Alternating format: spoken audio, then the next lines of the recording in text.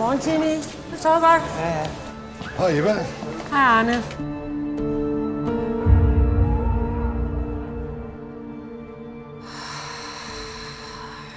Okay, så.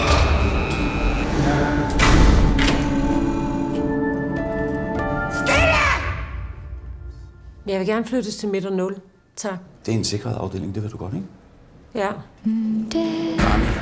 Afdelingsleder. 017, der er med.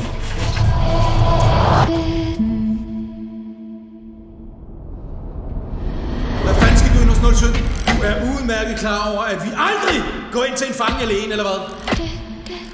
Jeg har 5 cigaretter. Beklager. Du har ikke nogen cigaretter. Handlen observeret.